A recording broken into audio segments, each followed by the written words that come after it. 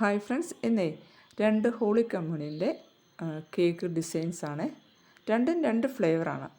ഒന്ന് സ്ട്രോബെറി, മറ്റൊന്ന് ചോക്ലേറ്റും. അപ്പോൾ നമുക്കൊന്ന് നോക്കിയാലോ. ആദ്യത്തേത് സ്ട്രോബെറിയാണ്. സ്ട്രോബെറിയുടെ ക്രഷാണ് ഞാൻ എടുത്തിരിക്കുന്നത്.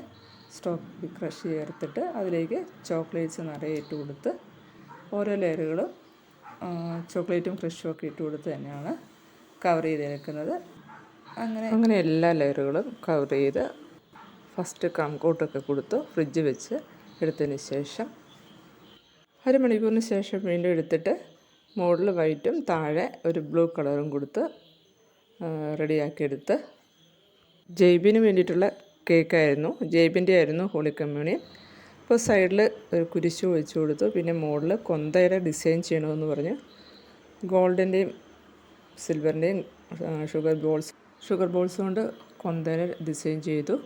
പിന്നെ 3 ഫ്ലവറും വെച്ച് കൊടുത്തു. മുകളിൽ ഹോളി കമ്മ്യൂണിയൻ ജെയ്ബിൻ എന്നുള്ള പേരും ഫോണ്ടൻ്റ് കൊണ്ട് കൊടുത്തു. താഴെ ഒരു ഫ്ലവർ കൊടുത്തു.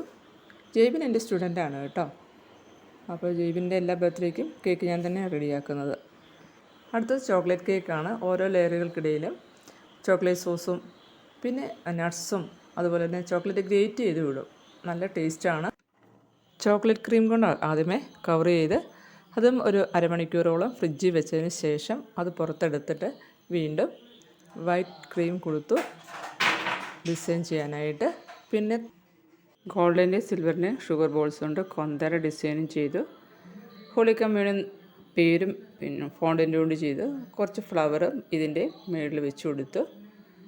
പിന്നെ ഇത് എൽമിയാക്കുട്ടിയുടെ ഹോളി കമ്മ്യൂണാണ്, കസിൻ്റെ മോളാണ്. അങ്ങനെ 2 കേക്കുകളും റെഡിയാക്കിയെടുത്തു. എല്ലാവർക്കും ഈ കേക്ക് ഇഷ്ടപ്പെട്ടോ?